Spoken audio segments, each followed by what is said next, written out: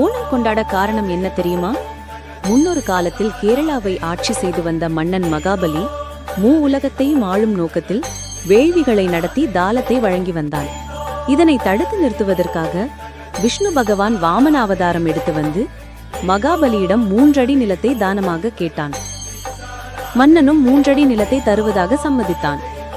உடனே வாமன வடிவில் வந்த விஷ்ணு பகவான் தனது திருவுருவத்தை பெரியதாக்கி ஒரு காலால் வானத்தையும் மறுகாலால் பூமியையும் அளந்து எங்கே என்னுடைய 3வது அடி நிலம் என்று கேட்க, மன்னனும் உலகத்தையும் அடக்கி ஆளும் தன்னுடைய தவறான எண்ணத்தை கைவிட்டு தன்னுடைய தலையை 3ஆம் அடியாக கொடுத்தார். அப்போது விஷ்ணு பகவான் மகாபலியின் தலையில் கால் வைத்து பாதாளத்திற்கு அனுப்பி அங்கே ஆட்சி செய்யுமாறு கூறினார். அப்போது மன்னன் தான் ஆட்சி செய்த என் நாட்டு மக்களை வருடத்தில் ஒரு முறையாவது காண வேண்டும் என்ற வரத்தை கேட்டு பெற்றார். இதன் காரணமாகவே மன்னன் மகாபலியை வரவேற்பதற்காக ஒவ்வொரு ஆண்டும் ஓணம் பண்டிகை கோலாகலமாக கொண்டாடப்படுகிறது.